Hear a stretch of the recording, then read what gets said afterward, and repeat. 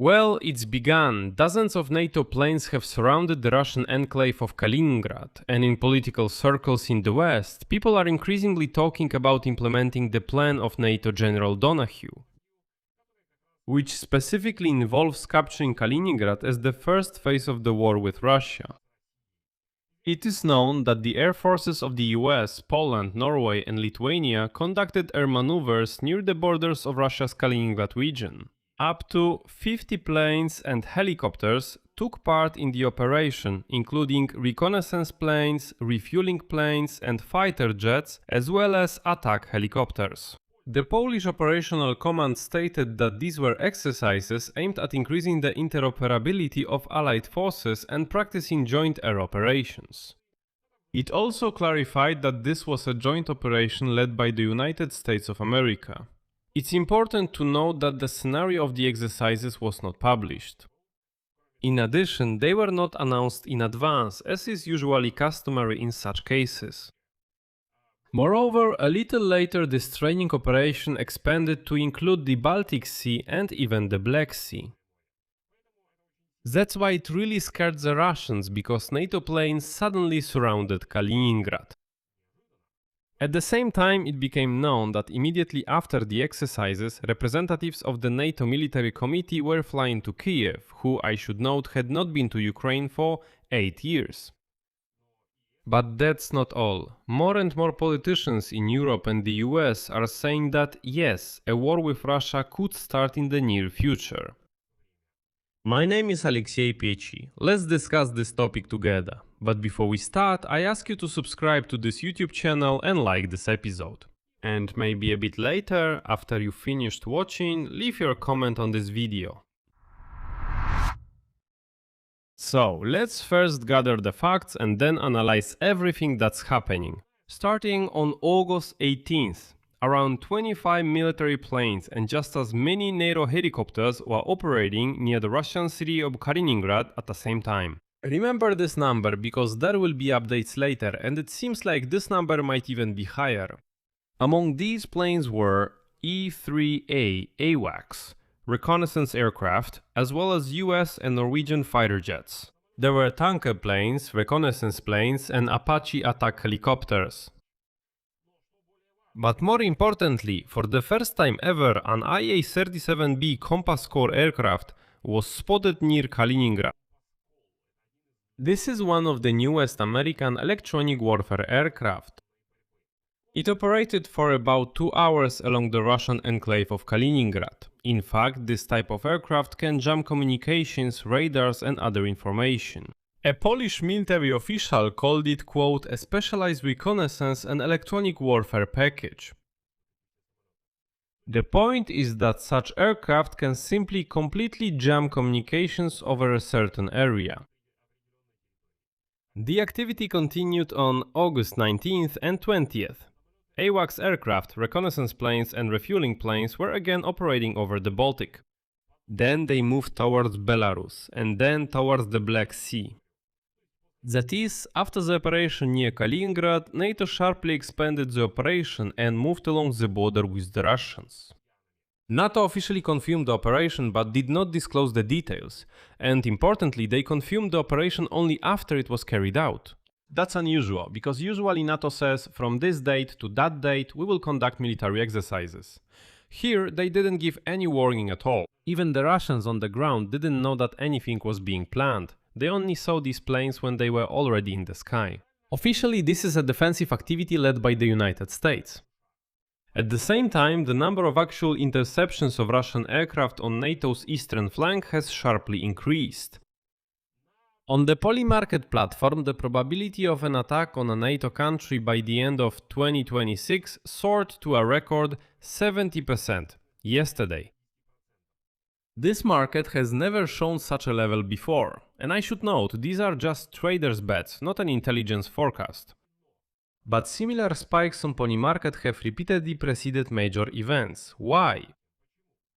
The thing is, PolyMarket has repeatedly been involved in scandals because of insider bets. What does that mean?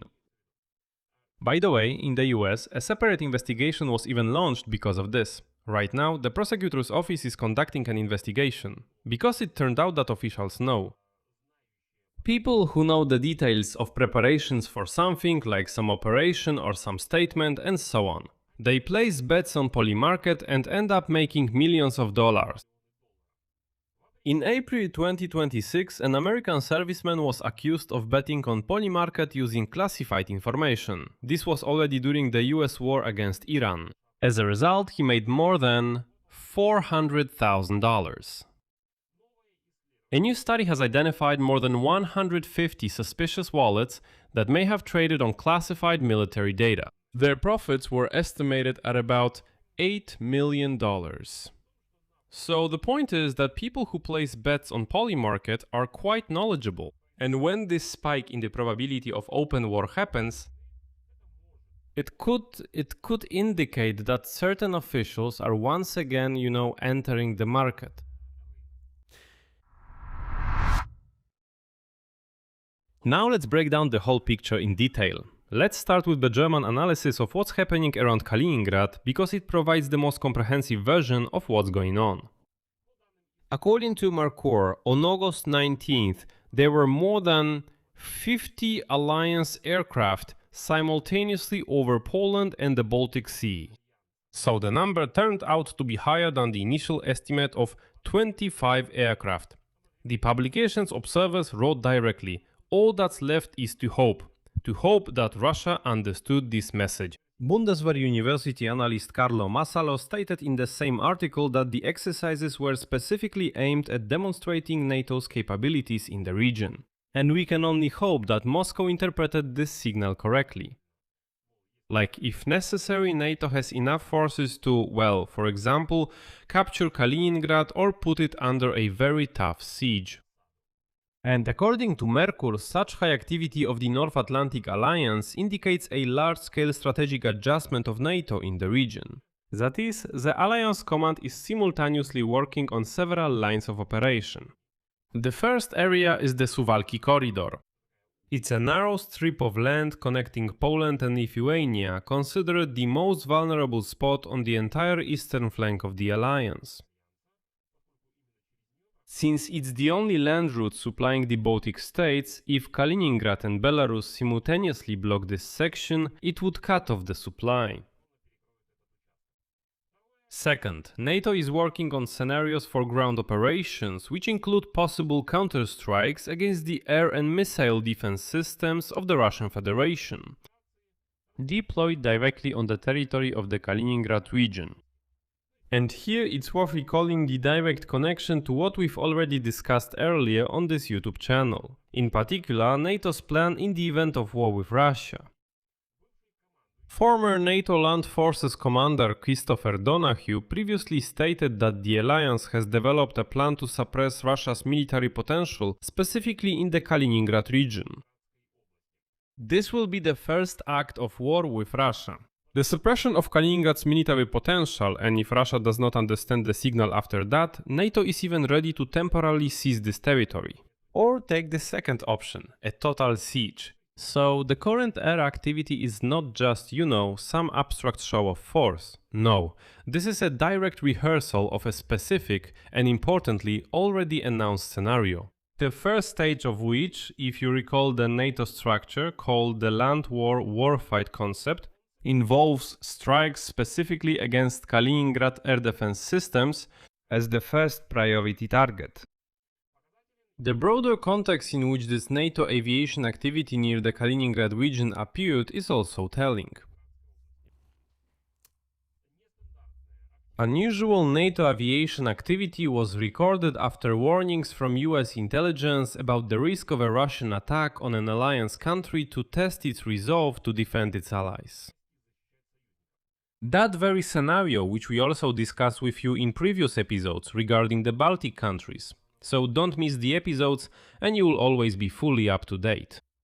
In addition, just 2 weeks before that, the Lithuanian authorities stated that the Kremlin might consider attacks on the critical infrastructure of the Baltic countries using captured Ukrainian drones to conceal its own involvement in the strike. So, in other words, the version about a false flag operation, which again we've already talked about before, Now I'll give you the specific composition of the air group that was recorded on August 18th, 19th and 20th, right near Kaliningrad. In particular, there were several, but I'll name them one by one. So, several E-3 AWACS, Airborne Early Warning and Control Aircraft. An American electronic warfare aircraft, EA-37B, Compass Call, and the reconnaissance aircraft, Artemis II.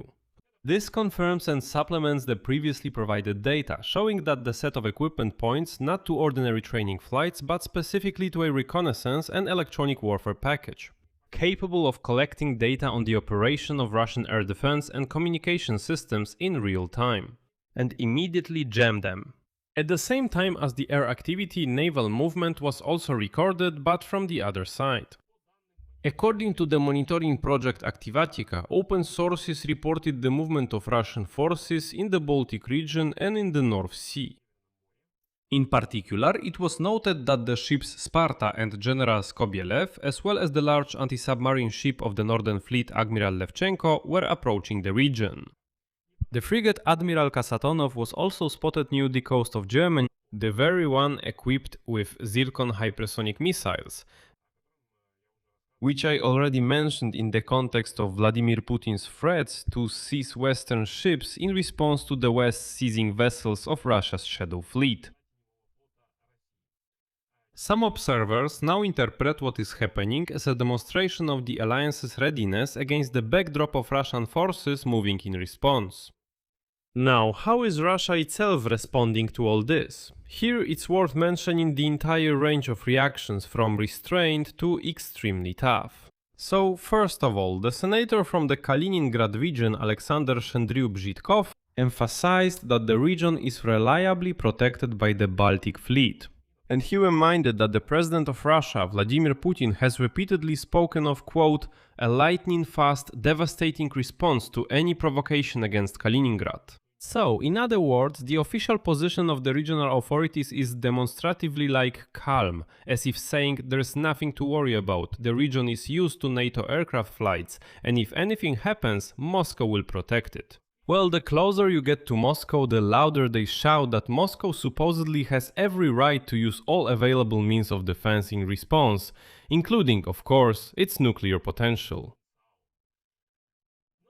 But friends, I won't go on for long here, I'll just remind you that the wild Russians have been threatening Ukraine and Europe with nuclear weapons for almost 5 years of the full-scale phase of the war.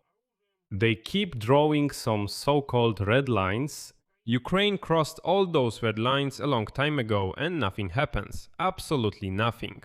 Even the bold dictator Vladimir Putin himself has stopped even opening his mouth about nuclear weapons. That's it doesn't affect anyone anymore. All this nuclear rhetoric is just the bluff of the bold dwarf Putin. In practice, Russia responded differently. According to the Russian side, retaliatory maneuvers were conducted in the Baltic Sea involving ships of the Baltic Fleet. So basically it's a reciprocal show of force in response to NATO's activity. Oh, and yes, today Vladimir Putin also convened the Security Council of the Russian Federation and once again called for strengthening Russia's security in the Arctic.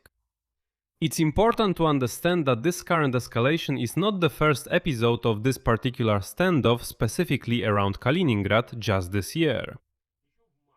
Back in May, the head of Lithuania's Ministry of Foreign Affairs, Kęstutis Budrys, stated that NATO has the means to strike at Russia's military infrastructure in the Kaliningrad region. The Kremlin's reaction at that time was once again openly contemptuous. Back then, Putin's spokesperson Peskov called it a statement on the verge of madness. Quote, "This anti-Russian mindset blinds them and prevents them from thinking about the future. It doesn't do them any credit, it's all anti-Russian sentiment." Well, after that, the official representative of the Russian Ministry of Foreign Affairs, the drunkard Mashka Zakharova, went even further, calling such a statement suicidal paranoia and accused the Baltic countries of escalating tensions. But already in June, NATO conducted exercises directly in Lithuania in the Suwalki corridor area, during which Western military forces practiced conducting an operation to blockade Kaliningrad. That is, the topic of blockading the enclave was being worked out by the alliance in practice. Well, that was 2 months before the current air activity. And you know what's funny? Back then, 2 months ago, the drunkard Mashka Zakharova said that the initiator of this crazy adventure would face a devastating response. And he didn't face it, and instead carried out even larger maneuvers around Kaliningrad. So here I'll explain what this looks like and what's really behind all of it. The official version from Poland and NATO is that these are scheduled exercises to practice Allied force interoperability, not connected to anything specific at all. The problem with this version is that the exercises were not announced in advance, as is customary, and the types of equipment involved, including the Compass Call aircraft spotted near Kaliningrad for the first time, well, is clearly excessive for routine training or coordination. No. The second version, which is confirmed by General Donahue's previous plan, is a deliberate demonstration of a specific combat scenario to suppress Kaliningrad's air defense, which was practiced in parallel with the exercises on blocking the Suwalki corridor back in June. This version forms a complete picture of step-by-step preparation. First, practicing the blockade of the land corridor between Belarus and the Kaliningrad region, and then practicing the air suppression of the defense of the enclave itself. And the third version, which is stated by Donahue himself and sources connected to him, is also supported by the context of American intelligence warnings. This is part of a broader NATO preparation, specifically for a scenario in which Russia tries to test the alliance's resolve with a limited attack on a member country, possibly under a false flag using captured Ukrainian equipment.